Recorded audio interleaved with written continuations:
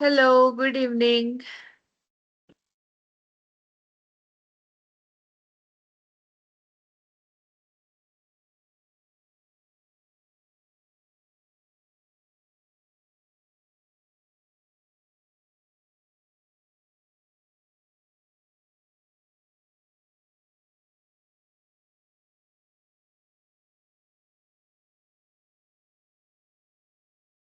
Namaste, Sneha. Hello, how are you?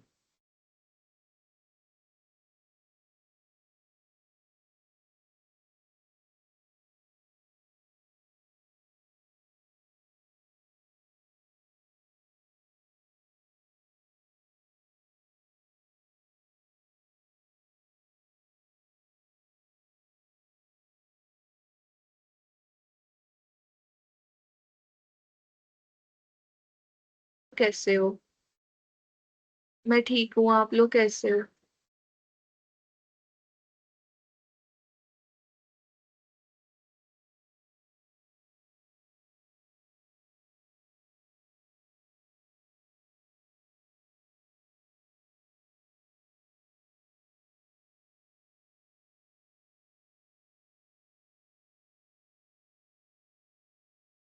I am good, Jully.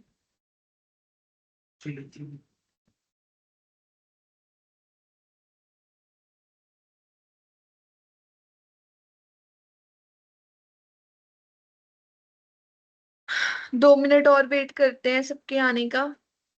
ठीक है, फिर क्लास स्टार्ट करते हैं। आज का टॉपिक हमारा है क्रिएटिव। यस विकास, मेरा सब क्लास छूट गया। सब क्लास छूट गई तो कोई बात नहीं। यूट्यूब पे आपको सब मिल जाएंगे recorded lectures, don't worry Jully.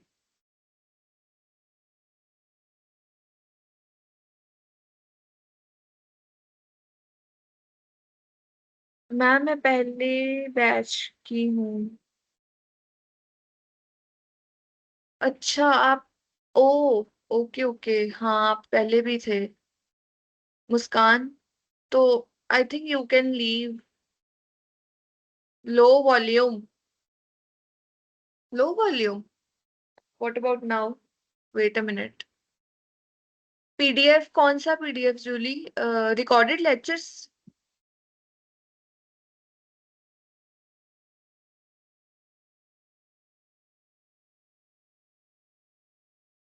YouTube का लिंक भेज दूंगी मैं चैट में, उसको देख लेना। यस विकास, मेरी तबीयत ठीक है। Thank you for asking.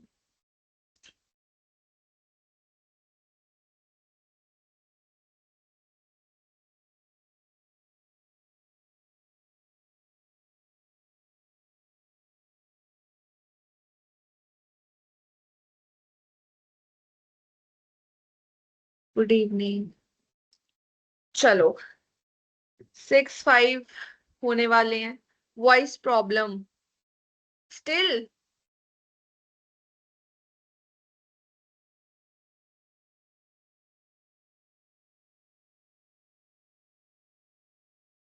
अभी भी है वॉइस प्रॉब्लम? अब ठीक है?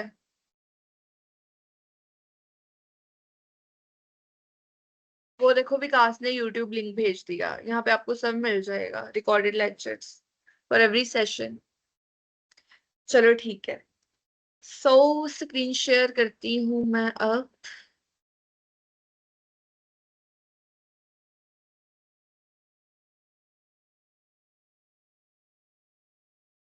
तो हमारा आज का टॉपिक है creative writing, developing creativity and imagination in writing. ठीक है, इसके सेशन ऑब्जेक्टिव्स क्या हैं? मतलब इस सेशन के बाद हम क्या समझेंगे? By the end of this session, ma'am class का पीडीएफ आपको प्लेलिस्ट मिलेगी जूली, उस पे चैनल पे। पीडीएफ नहीं है, प्लेलिस्ट है। Understand the basics of creative writing, creative writing के बेसिक्स कैसे क्या है वो समझेंगे हम। Learn story telling techniques, explore different writing styles. Different writing styles के बारे में पढ़ेंगे, जैसे डिस्क्रिप्टिव, एक्सप्लोरेटरी, इंफॉर्मेशनल, ठीक है। Use creativity techniques in writing, learn how to engage readers effectively. अपने वेबसाइट पे, अपने कंटेंट पे रीडर्स कैसे लाने हैं, we will see that. Okay, तो पहले आ जाते हैं कि क्रिएटिव राइटिंग होती क्या है, ठीक है। क्या होती है creative writing? Do you have any idea what is creative writing? Attendance already हो रही है। क्रिएटिव राइटिंग बेसिकली क्या है ना, creative writing is expressing your ideas, thoughts, emotions और imaginations in a very original way. जैसे जो भी चीज आप इमेजिन कर रहे हो, जैसे हम स्टोरीज लिखते हैं, नॉवेल्स लिखते हैं, है ना, तो वो क्या होता है, वो हमारी इमेजिनेशन होती है, ठीक है। वो हमारी इमेजिनेशन होती है, अब उसको अच्छे से लिखना, छूटा जो है वो तो नहीं होगा आई थिंक, ठीक है। Creative writing is writing that express ideas, emotions and imagination in an original way, ठीक है। अब मेरे को बताओ, आप में से स्टोरीज या नॉवेल्स कौन लिखता है, या पोइट्री या पोएम्स, कौन क्रिएटिव राइटिंग में इन्वेस्टेड है, किसको लिखना पसंद है? राइटर कौन कौन है हमारी क्लास में? Tell me that.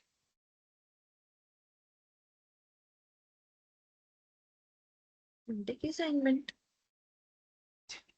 रुक रुक के आवाज आ रही है।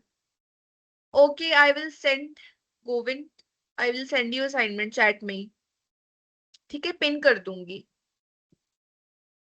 अब आवाज आ रही है स्नेहा अच्छे से? मैम, मैं आंसर राइटिंग कर लेती हूँ। आंसर राइटिंग नहीं, क्रिएटिव राइटिंग,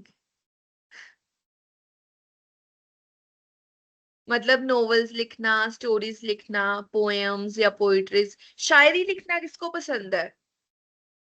थोड़ा थोड़ा।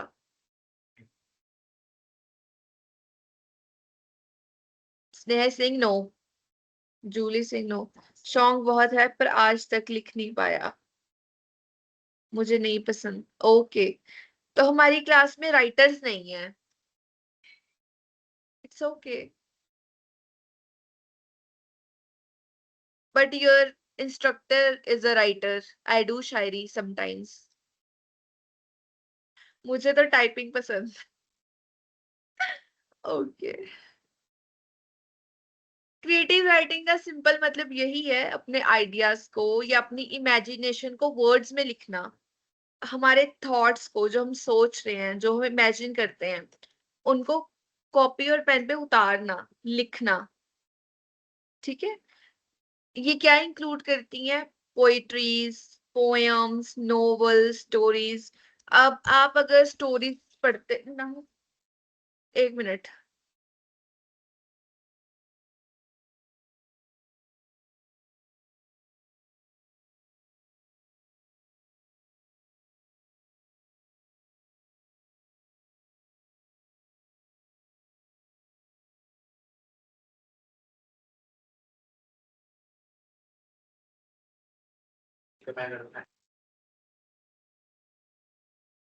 ठीक है।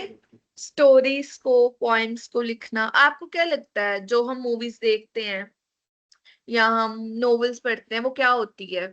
रियलिटी। हाँ, कुछ स्टोरीज या कुछ चीजें रियलिटी बेस्ड होती हैं, but most of the fictional होती हैं। वो फिक्शन क्या होता है? वो इमेजिनेशन होती है ना, है ना।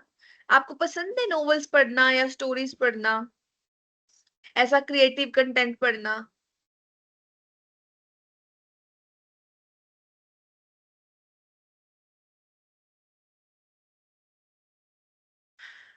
हाँ, तो क्रिएटिव राइटिंग क्या है? अब आपको एक आइडिया हो गया कि क्रिएटिव राइटिंग हम किसे कहते हैं। स्टोरीज को, नॉवेल्स को, शायरी, पोइट्री, पोएम्स, ये सब किस कैटेगरी में आता है?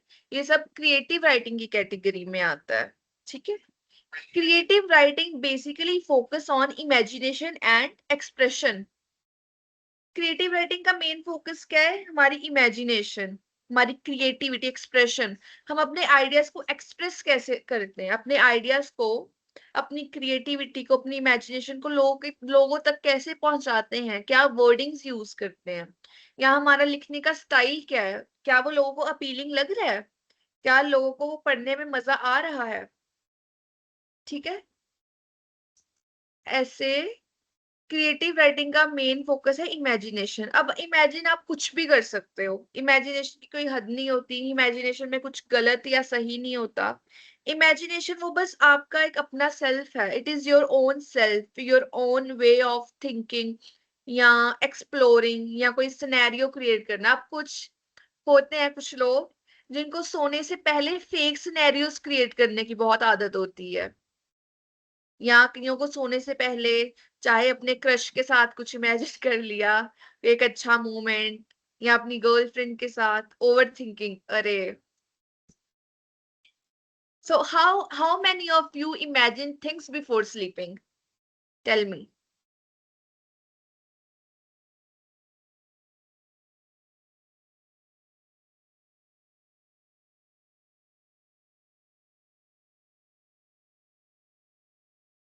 वो तो मेरे पास नहीं है। क्या नहीं है? क्या नहीं है विकास आपके पास? ठीक है, तो क्रिएटिव राइटिंग का मेन फोकस है हमारी इमेजिनेशन, हम क्या सोचते हैं। अगर अगर मैं आपको एक क्वेश्चन दे दूं, if I were a president और आई वर प्राइम मिनिस्टर, तो what will you right in that? वो क्या है? आपकी इमेजिनेशन है, आपका थॉट है। ठीक है, वो हम करेंगे लास्ट के कुछ 5 मिनट में। ठीक है,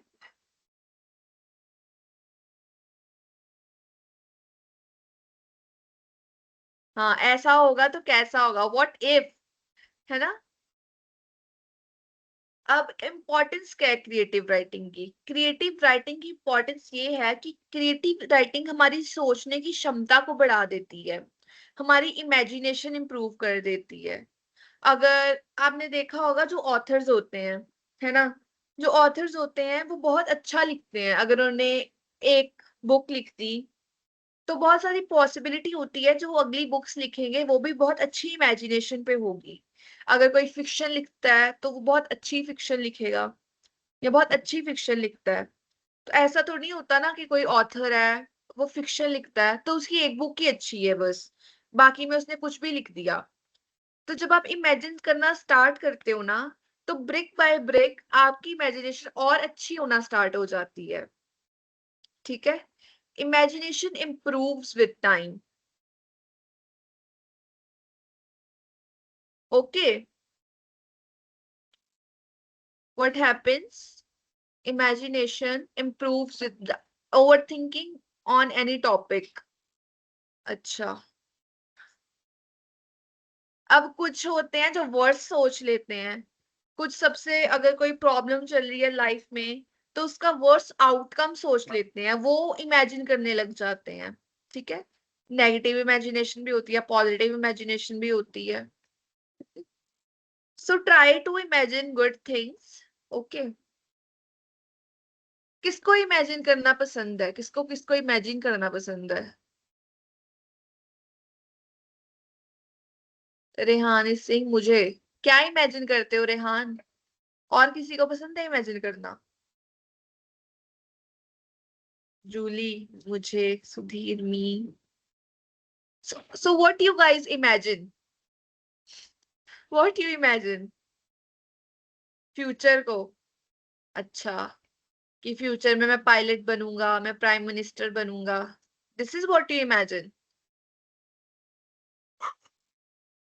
या I will marry her, I will marry my crush. अच्छे फ्यूचर को, फ्यूचर प्लान्स।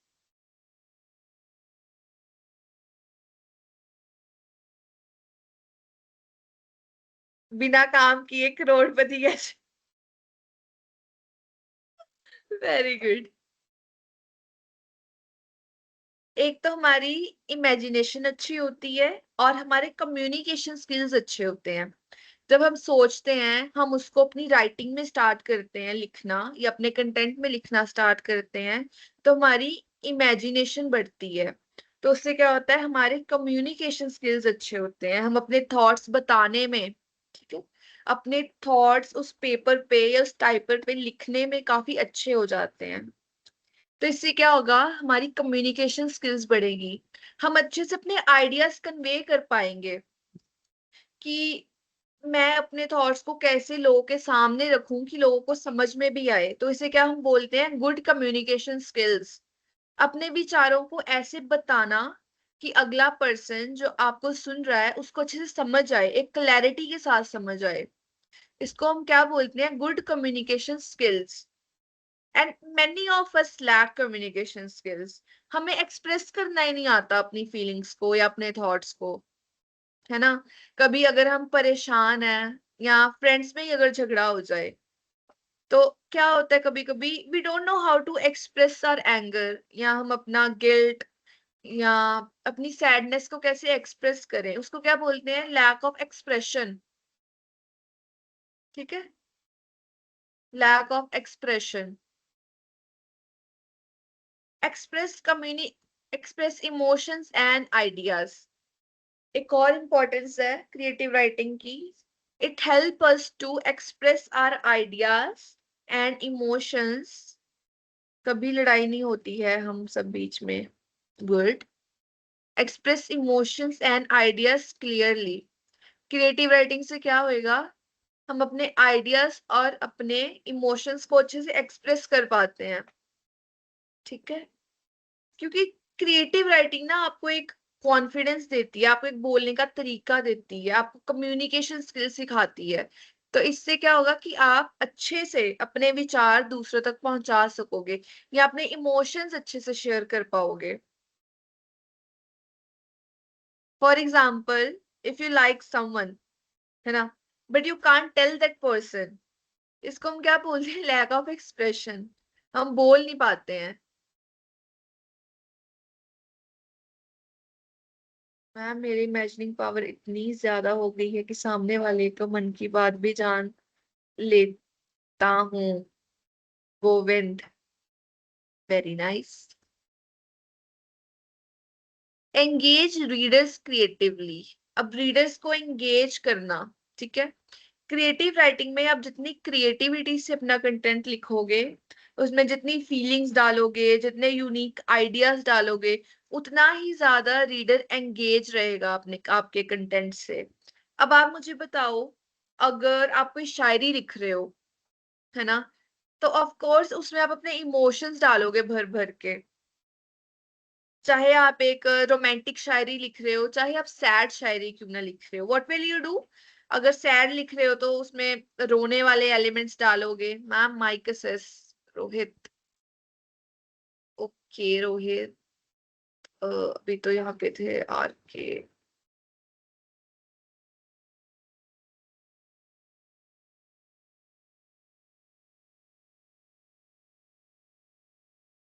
ठीक है, एलिमेंट्स डालना बहुत इंपॉर्टेंट है, बहुत ज्यादा। चाहे आप किसी भी कंटेंट, कोई भी कंटेंट क्यों ना लिख रहे हो, चाहे नोवेल लिख रहे हो, चाहे पोम लिख रहे हो, या कोई भी। अब्दुल, आप तो लास्ट क्लास में थे ना, so what are you doing here.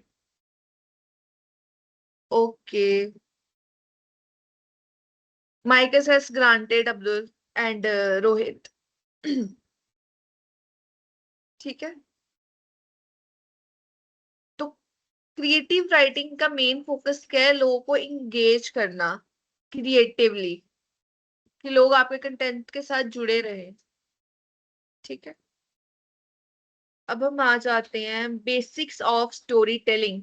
Story telling के बेसिक्स क्या है, एक स्टोरी में क्या होता है, कैरेक्टर्स होते हैं, प्लॉट होता है, कॉन्फ्लिक्ट होता है। कॉन्फ्लिक्ट मतलब जो नेगेटिव चीज होती है, मतलब किसी का डिवोर्स हो जाना, हीरोइन हीरो को हीरोइन नहीं मिलनी, ब्रेकअप हो जाना अगर लव स्टोरी है ना, उसको हम क्या बोलते हैं, कॉन्फ्लिक्ट। उसके बाद क्या आती है, एंडिंग।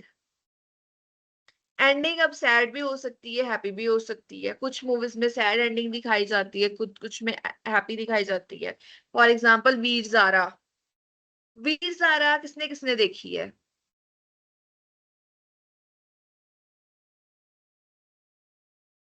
मैंने, रेहान, और किसने देखी है? Happy ending, yes. नहीं देखी है? देखिए, अच्छी है, इट्स वेरी नाइस।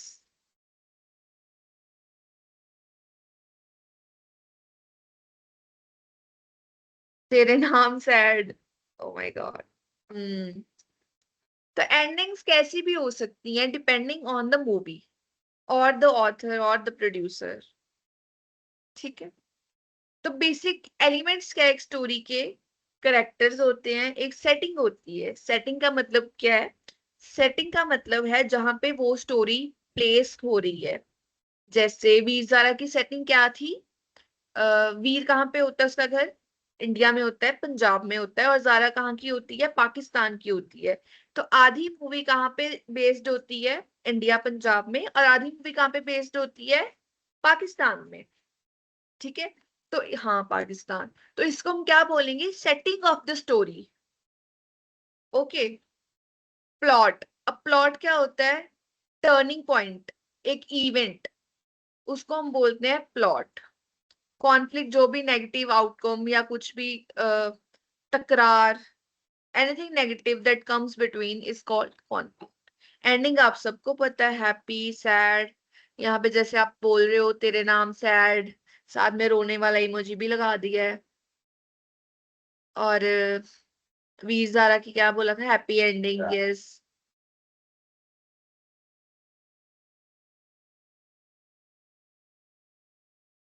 ओके। अब हम इनको डिटेल में पढ़ते हैं, करेक्टर एंड सेटिंग को। Character are mic access please, I have given you mic access. रुको।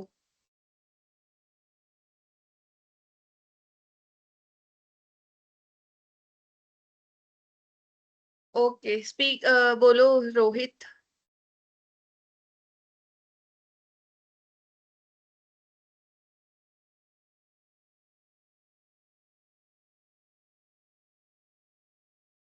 माइक असेस दिया है, बोलो।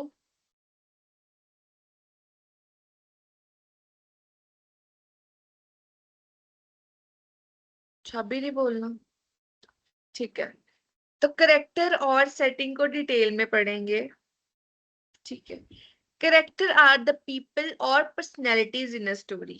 अब करेक्टर्स कैसे होते हैं? कुछ पॉजिटिव होते हैं, कुछ नेगेटिव होते हैं। माइक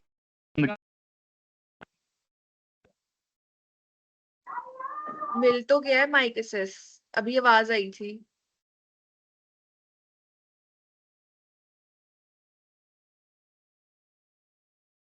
उस स्टोरी में जितने लोग होंगे ना, वो स्टोरी के करेक्टर्स होंगे। अब जो पॉजिटिव करेक्टर होता है उसे हम क्या बोलते हैं? प्रोटैगनिस्ट। ठीक है। क्या बोलते हैं? प्रोटैगनिस्ट।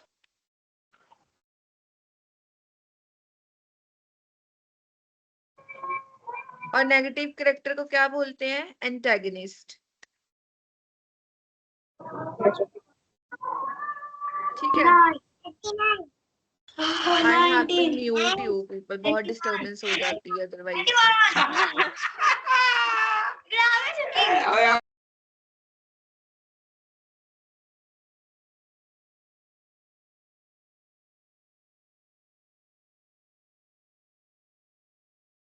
ठीक है। जितने भी लोग उस स्टोरी में हैं, उस मूवी में हैं, वो क्या होंगे? करेक्टर्स होंगे। म्यूट कर दिया मैंने, बच्चे भी पढ़ने आए हैं। सेटिंग क्या है? Setting is the place and time where the story happens. जहां पे वो स्टोरी हो रही है, या जो लोकेशन ली गई है, या जो भी सेटिंग ली गई है। For example, a child was studying in a school while it was raining outside. ठीक है।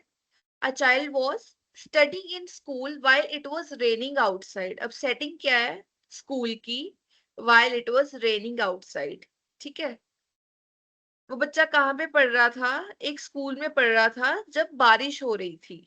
तो ये क्या, स्कूल क्या था, सेटिंग थी, और टाइम क्या था, it was raining, during the rain. ठीक है, तो जहां पर भी वो इवेंट, वो एक्टिविटी, वो एक्शन हो रहा होगा, उसको हम क्या बोलेंगे, setting. Character are the people और personalities in the story, and setting is the place and time where the story happens. ठीक है, जैसे फॉर एग्जाम्पल और कौन सी मूवी है बहुत famous, tell me any movie या एनी स्टोरी।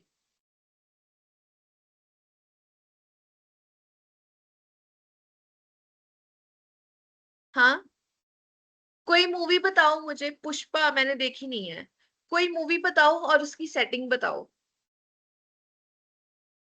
हम आपके हैं कौन, हम आपके हैं कौन, उसकी सेटिंग क्या थी, मुझे पता नहीं। गद्दार, हाँ, गद्दार की सेटिंग क्या थी, आधी इंडिया में और आधी पाकिस्तान में। गद्दार, इट्स नॉट गद्दार।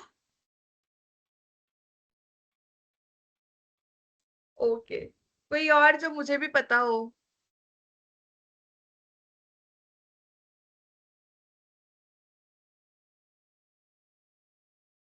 टोंग, धुरंधर, शब्द, जीनियस, जीनियस मैंने देखी, चोरी चोरी चुपके चुपके।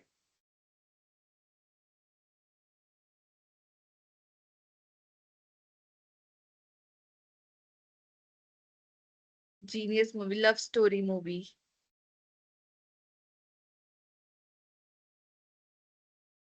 तेरे नाम, तेरे नाम की सेटिंग क्या थी, एक मेंटल असाइलम भी था, है ना। तो वो इवेंट, वो प्लॉट कहाँ पे शूट हुआ, एक मेंटल असाइलम में। पीके भी, हाँ, राजस्थान। बजरंगी भाईजान, यस, पाकिस्तान अगेन, है ना। तो स्ट्रॉन्ग कैरेक्टर्स और एक अच्छी सेटिंग स्टोरी को क्या करती है, रियलिस्टिक बनाती है, ज्यादा लोग एंगेज होते हैं। सुल्तान, हाँ, हरियाणा। ठीक है, तो किसी भी मूवी या किसी भी स्टोरी में, चाहे वो प्रिंटेड है या कोई डिजिटल है, कुछ भी, एक था टाइगर, बस बस गाइस, हो गया। ठीक है, हैरी पॉटर, हैरी पॉटर किसने किसने देखी है, आपने उसकी सेटिंग देखी, हॉगवर्ट्स।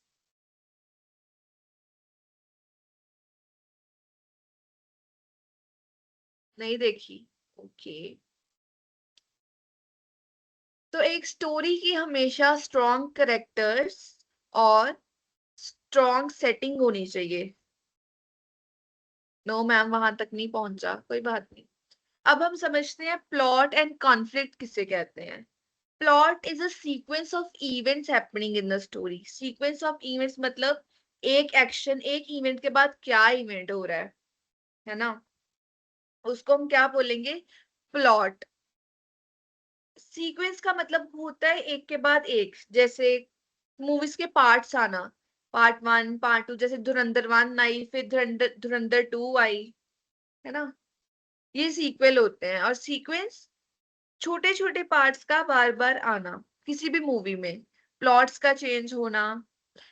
जैसे फॉर एग्जाम्पल, जो एक टीवी शो है, ये रिश्ता क्या कहलाता है, उसमें क्या होता है, कभी उन लोगों का डिवोर्स हो जाता है, कभी मिल जाते हैं, फिर से झगड़ा हो जाता है ना। तो ये क्या होते हैं, इवेंट्स होते हैं। देखते हो आप कोई इंडियन टेलीविजन सीरियल देखा है कभी, उनमें यही सब होता है ना, कभी आपस में मिल जाते हैं, कभी दूर चले जाते हैं, फिर वापस आ जाते हैं। इसको हम क्या बोलते हैं, प्लॉट ट्विस्ट बोलते हैं, इवेंट्स। नो मैम, पागल नहीं होना। साथ निभाना साथिया किसने किसने देखा है, कोमल सिंह, ओ रियली। तारक मेहता का उल्टा चश्मा,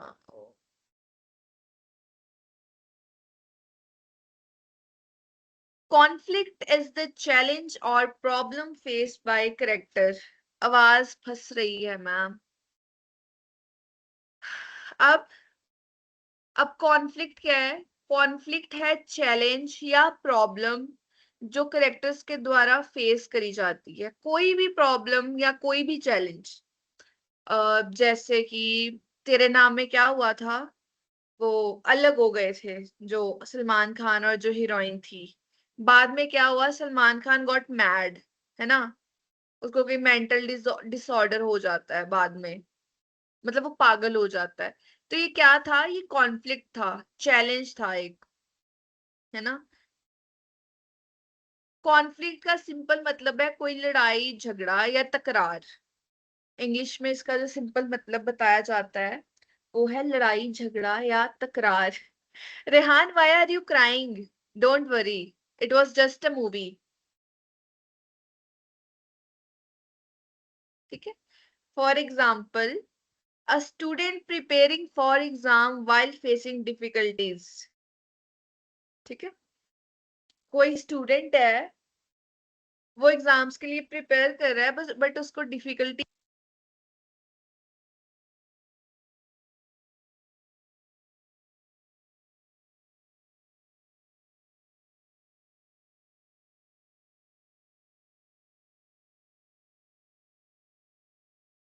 ओके सुमन, लाइट नहीं है, ओके ओके, ठीक है। तो इसको कन्फ्लिक्ट कहते हैं, कोई भी चैलेंज का आना, कोई भी प्रॉब्लम का आना किसी भी स्टोरी में। अगर आप लोग नॉवेल्स पढ़ते होंगे वहां पे भी कभी कभी आपने कॉन्फ्लिक्ट्स देखे होंगे। कभी कभी क्या, हर नॉवेल में होता है कि अगर कोई लव स्टोरी है तो पेरेंट्स जो होते हैं वो दोनों को अलग कर देते हैं, है ना। या आपकी रियल लाइफ में भी, if you are in love with someone from other caste, तो क्या होगा, सोसाइटी आप दोनों को अलग कर देगी या फैमिलीज अलग कर देंगी। वो सब क्या होता है? कॉन्फ्लिक्ट होता है। राइटिंग स्टाइल्स पढ़ते हैं आप। राइटिंग स्टाइल्स हमने ब्लॉग्स में, आर्टिकल्स में भी पढ़े हैं, so it's not gonna be that tough for you. गुनाहों के देवता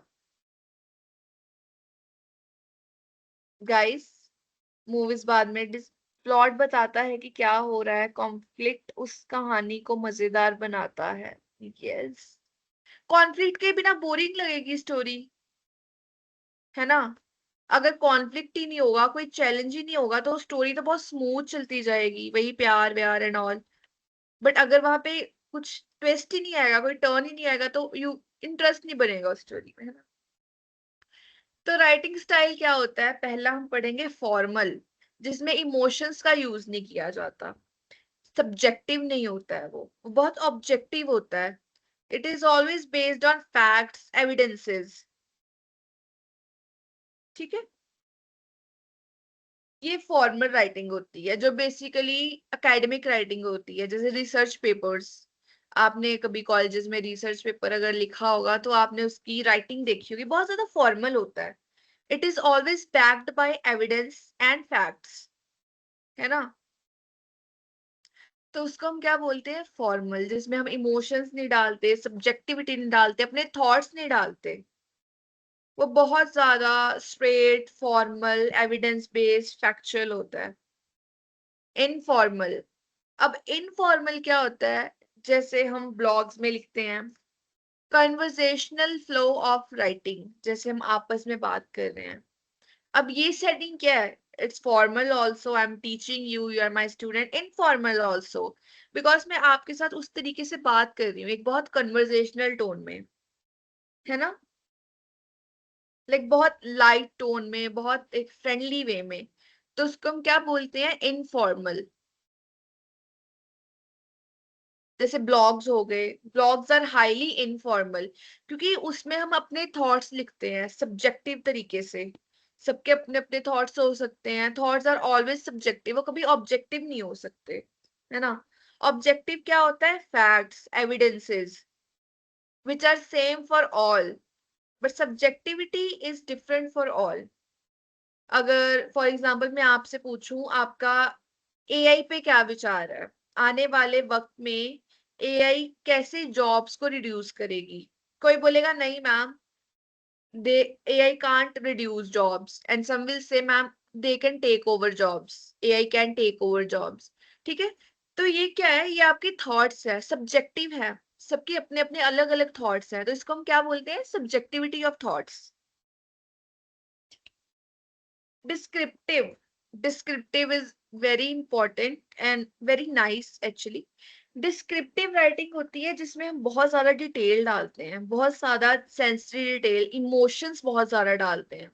हम ऐसे तरीके से लिखते हैं कि रीडर की आंखों के सामने एक विविड पिक्चर क्रिएट हो जाए उस इवेंट की, कि उस बुक, उस नोवेल में या उस सीन में जो हो रहा है उस वक्त, वो ऐसा लिखोगे आप कि वो सीन एक रीडर की आंखों के सामने क्रिएट हो जाए, इतना ज्यादा कनेक्ट कर पाए वो इस सीन से, करेक्टर से कनेक्ट कर पाए। कभी हुआ है कि कोई मूवी इतनी इमोशनल हो कि आपको भी रोना आ जाए वो मूवी देख के? कभी हुआ है ऐसा? Have you ever cried watching a movie? If yes, which one?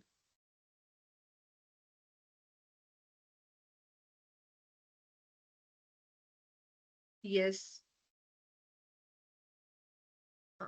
Yes, तो इसका मतलब क्या था, उस मूवी ने आपके अंदर इमोशंस जगाए, वो इतनी डिस्क्रिप्टिव थी उसके अंदर।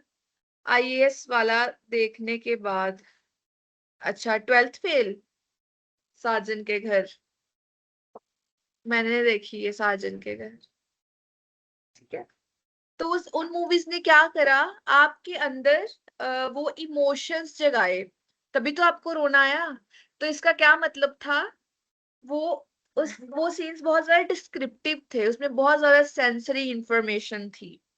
अब कभी कभी होता है, आप कभी कोई बुक पढ़ोगे, या अगर आप कभी नोवेल पढ़ोगे आगे चल के, अगर आप फिक्शन पढ़ोगे, रोमांस पढ़ोगे, या कोई ट्रेजेडी पढ़ोगे, तो ऑथर्स ने इतनी डिस्क्रिप्टिव लैंग्वेज यूज की होती है ना, इतने इमोशंस डाले होते हैं उसमें, इतनी सेंसरी इंफॉर्मेशन डाली होती है कि हमें रोना आ जाता है।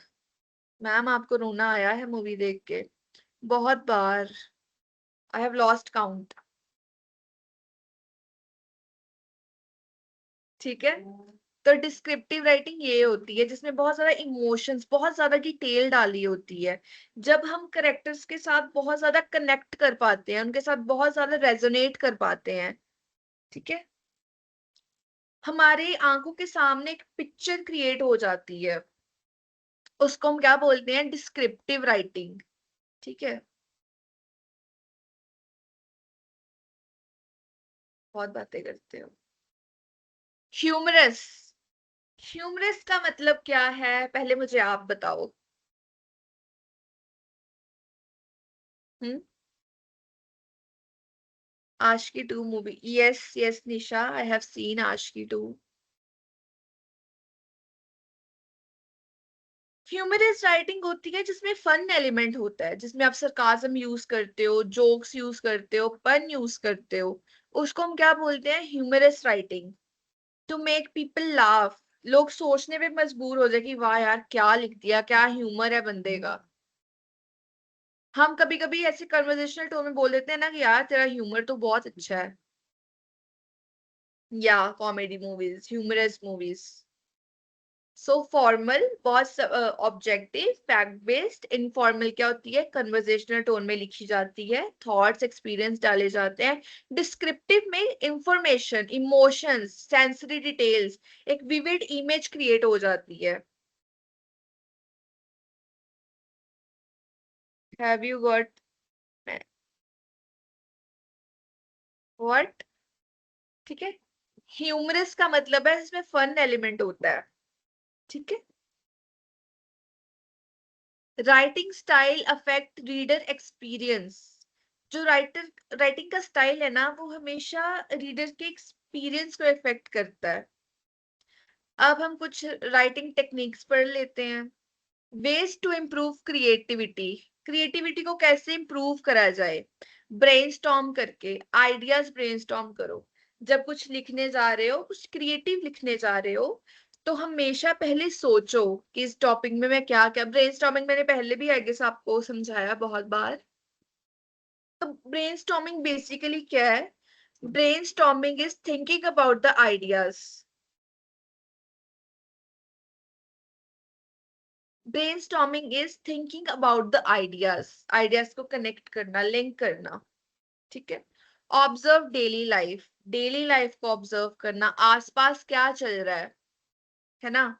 आसपास क्या प्रॉब्लम्स चल रही हैं, या अगर आप क्रिएटिव, आप रोमांस लिखना चाहते हो तो आप किसी की रोमांटिक लाइफ से इंस्पिरेशन ले सकते हो. कंसेंट इज इंपॉर्टेंट, पूछो पहले. ठीक है.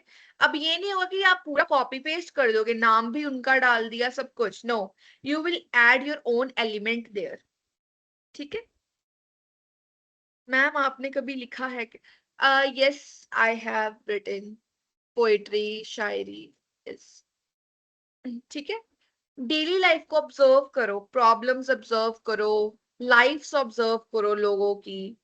क्या फन एलिमेंट चल रहा है किसी की लाइफ में, या ऑब्जर्व करो. बेसिकली चीज के ऑब्जर्व करो अपनी डेली लाइफ को. कॉलेज में जाते हो तो आसपास की चीजें ऑब्जर्व करो, है ना. अब ऐसा नहीं कि किसी की पर्सनल लाइफ में घुस ही जाओ. No, don't do that. मुझे बहुत पसंद है मैम. हम एक पोएम लिखे हैं मैम. Very good. जैसे जैसे इमेजिन व्हाट इफ सिचुएशन. अगर मैं प्राइम मिनिस्टर होता तो मैं क्या करता. ठीक है. हाँ मैम, मैं आपको ऑब्जर्व करती हूँ. मेरे को क्या ऑब्जर्व करते हो गुंजा, मैं तो आपको ही पढ़ा रही हूँ. What do you observe in me. ठीक है. व्हाट इफ सिचुएशंस, ऐसी चीजें सोचो फिर उन पे लिखो. आप प्राइम मिनिस्टर होते तो आप क्या करते. आप प्रेसिडेंट होते तो क्या करते आप. 100 गाड़ियों का काफिला.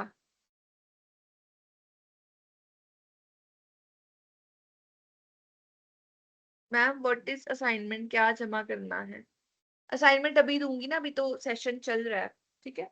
Read stories and book. जितनी मर्जी स्टोरीज लिखो, बुक्स लिखो, उनको पढ़ो. लिखेंगे तो बाद में, पहले पढ़ेंगे. ठीक है. Always read. जितना रीड करोगे उतनी क्रिएटिविटी बढ़ेगी. ठीक है. ओके जैसे I will see, wait, let the session end. Practice regularly. अब practice makes a man perfect.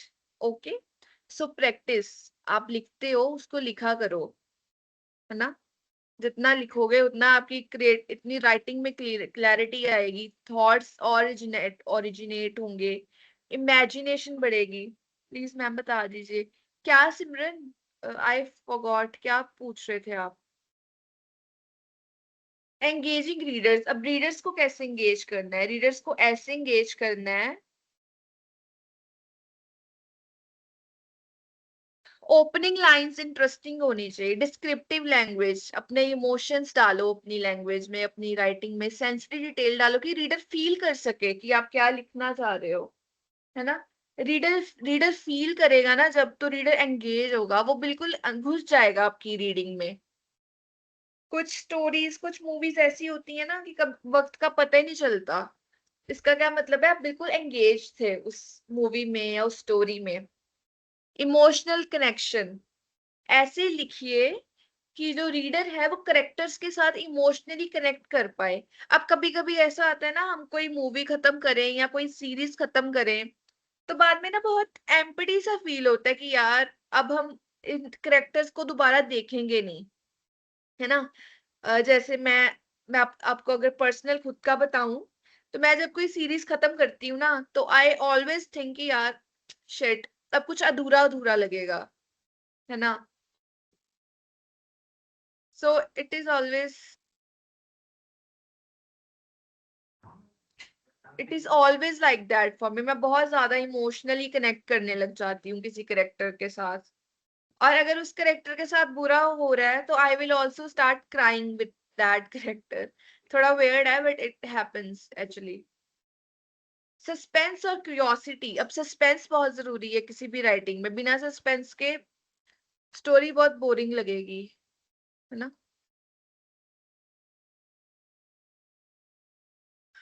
अब डिस्क्रिप्टिव राइटिंग कैसे यूज करनी है. Descriptive writing help reader imagine scenes. Wait wait. Descriptive writing क्या करती है? सीन्स इमेजिन करने पे मजबूर कर देती है। It creates a image before your eyes.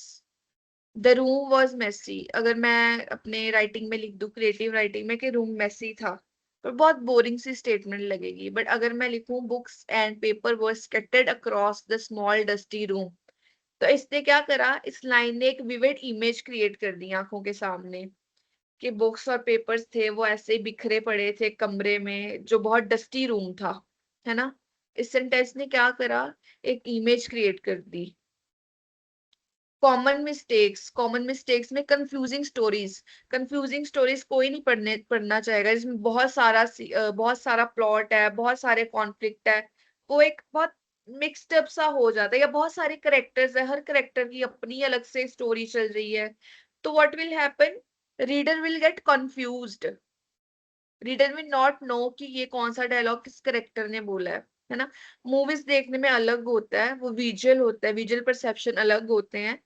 Movies देखने में इजी लगता है अगर हर करेक्टर की एक अपनी स्टोरी चल रही है, बट पढ़ने में इट इज डिफरेंट, है ना।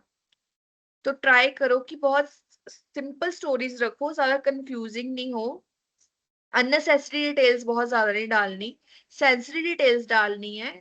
डिस्क्रिप्टिव राइटिंग में लिखो अपने इमोशंस को, पर बहुत ज्यादा एग्जैजरेट मत करो उसको, है ना। बहुत ज्यादा अननेसेसरी डिटेल्स लिखने की कोई जरूरत नहीं है उसमें।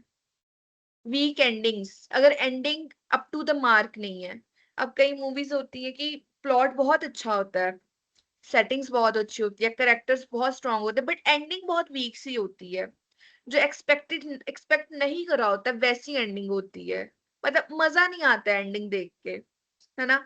जैसे अगर आपने स्ट्रेंजर थिंग्स देखा होगा, तो जब वेकना को मारा था तो वो इजीली मर गया, पीपल थॉट कि यार उसको मारने में बहुत एनर्जी लगेगी या बहुत उनका एफर्ट लगेगा, but what happened, easily he died, है ना। तो वो जो उसकी एंडिंग थी स्ट्रेंजर थिंग्स की, वो अप टू द मार्क नहीं थी।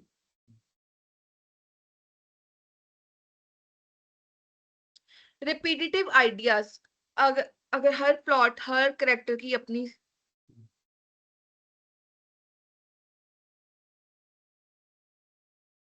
आप कहीं से भी असाइनमेंट बनाओ, कोई दिक्कत नहीं है, कंप्यूटर का या मोबाइल का।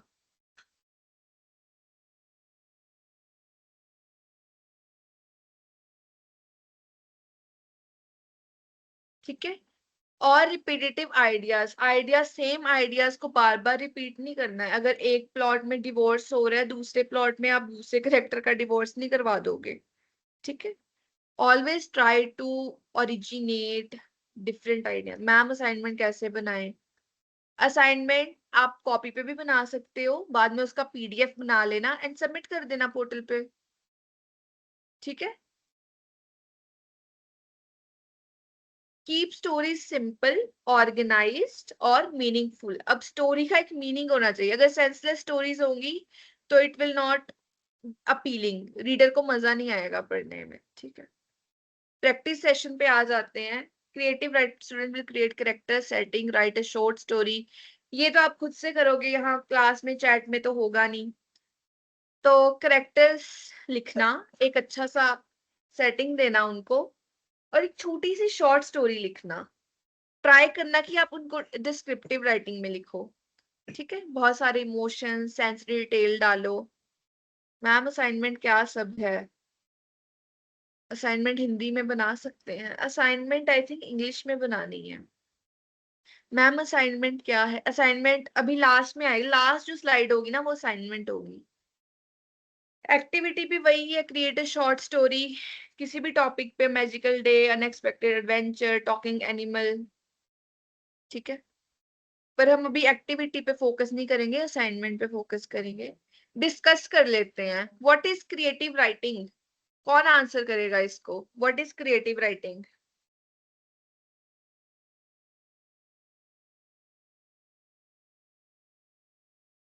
What is creative writing? मैं माइक का सेस दे रही हूँ सबको, जिसको आंसर पता होगा बोल देना। पर ये नहीं कि बच्चों की आवाजें आ रही हैं पीछे से।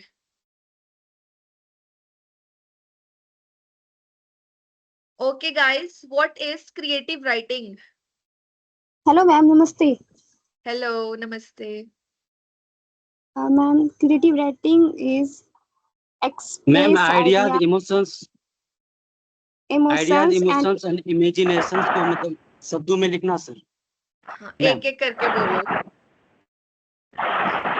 तो क्रिएटिव राइटिंग क्या है? अपने आइडियाज को, इमोशंस को, अपनी इमेजिनेशंस को एक ओरिजिनल वे में लिखना।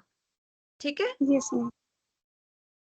What are the elements of storytelling? एक एक करके बोलना, इकट्ठे कलेक्टिवली मत बोलना।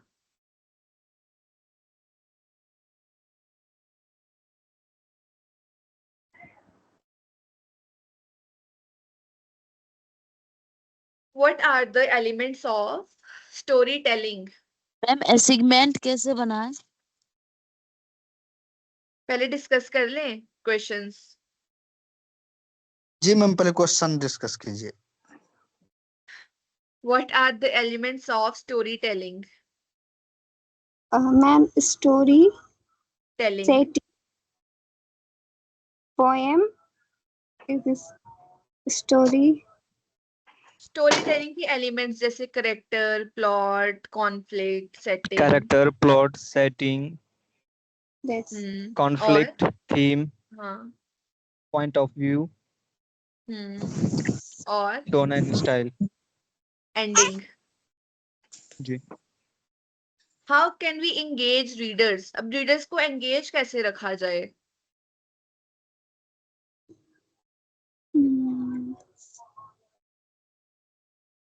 मैम असाइनमेंट कैसे बनाएं?